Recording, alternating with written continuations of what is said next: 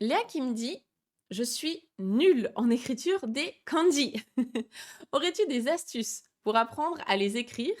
Mis à part de, les écrire encore et encore. Je les reconnais visuellement quand je révise avec Anki, par exemple, mais quand il faut les écrire de tête, c'est beaucoup plus compliqué. Alors, moi, j'ai plusieurs choses à, dire sur ce sujet.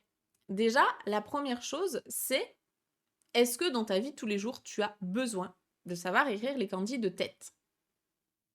Parce que si tu en as pas besoin, je vois pas pourquoi tu mettrais de l'énergie à te focaliser là-dessus. Parce que c'est vraiment un gros effort que de savoir ressortir les kanji de tête pour tous les kanji que tu apprends. Donc c'est une question ouverte, il y a pas de bonne ou mauvaise réponse, c'est vraiment toi en fonction de ta situation, là.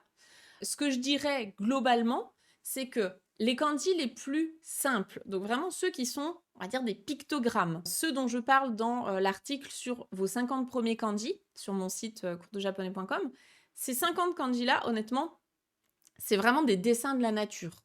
Genre l'arbre, la montagne, la rivière, tout ça, c'est des kanji qui sont des dessins et donc qui sont vraiment assez simples de mémoriser et de pouvoir retranscrire de tête.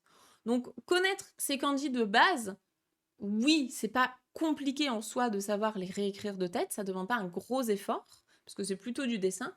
Et ce sont des kanji qui vont former des clés dans d'autres kanji. Donc en gros, ces petits kanji simples, tu vas les retrouver dans des kanji plus complexes en tant que petite partie de gros kanji.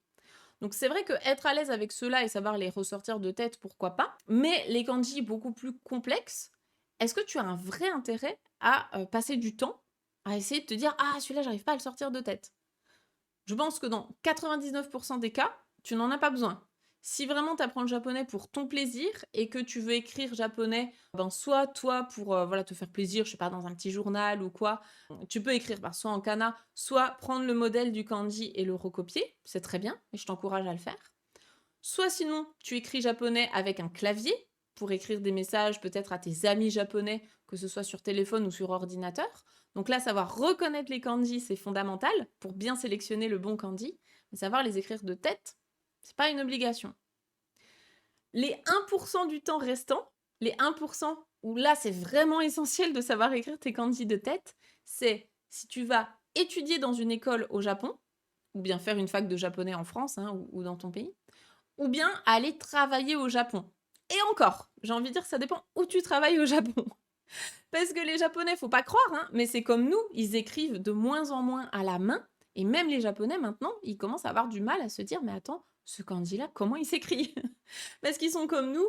Nous, des fois, on sait plus s'il y a un P ou deux P. Est-ce que c'est F? Est-ce que c'est PH? On sait plus trop parfois écrire correctement les mots en français parce qu'on les tape sur nos téléphones ou sur ordinateur et puis on se fait corriger automatiquement. Les Japonais, c'est exactement pareil. Je me rappelle, hein, quand j'étais en école de langue à Kyoto en 2017, pourtant j'étais dans une classe de niveau avancé, hein, on préparait le N1 et à ce moment-là, eh bien, j'avais un prof de japonais, un prof japonais bien sûr, hein, de japonais, qui, nous a écrit un un kanji au tableau. En plus, c'était un kanji hyper simple, hein. C'était le kanji de ban le soir et en fait, il a buggé. Il s'est dit: «Mais attends, ce kanji-là, comment il s'écrit? C'est quoi déjà la clé qu'il y a dedans?» Alors que c'est un kanji que moi je fais apprendre, aux débutants, hein, de l'Objectif Japon et donc c'est de là à te dire que même les japonais, ils écrivent tellement peu les kanji de tête, de nos jours, que, en fait, est-ce que c'est grave? Bon, lui, les profs de japonais, c'est un peu grave, mais pour les autres japonais qui font tout par ordinateur, c'est pas si grave.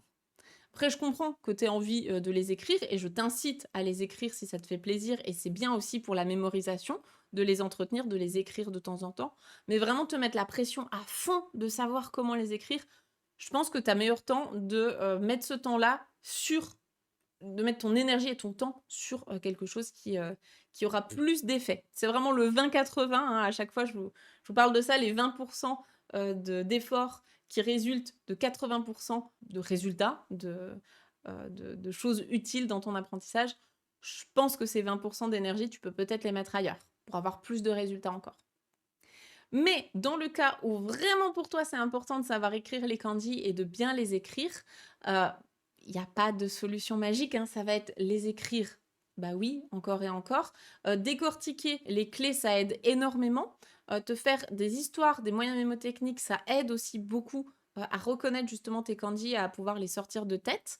Moi, ce qui m'avait beaucoup aidé, c'était le livre «Les kanji dans la tête». C'est grâce à ça que j'ai vraiment progressé en kanji, notamment quand je devais les écrire, dans des rédactions, quand j'étais en école de langue, hein, où bien sûr on n'avait pas le droit à notre dictionnaire de kanji. Donc moi, ça m'a beaucoup aidé d'avoir ces petites histoires pour ressortir les clés et savoir écrire mes kanji de tête. Et puis après, si ta question ça se porte vraiment sur l'esthétique des kanji, ce que tu dis: «Je suis nulle en écriture des kanji», si c'est le côté esthétique, je suis pas le meilleur exemple parce que moi mes kanji, ils sont pas très beaux quand je les écris à la main. Mes profs de japonais, ils m'ont toujours dit: «Ah tes kanji, ils sont trop larges ou trop hauts ou trop machin». Donc je suis pas une référence. J'ai pris des cours par internet de calligraphie et ça m'a aidé à, améliorer un petit peu mon écriture. Donc ça peut être un bon conseil pour toi.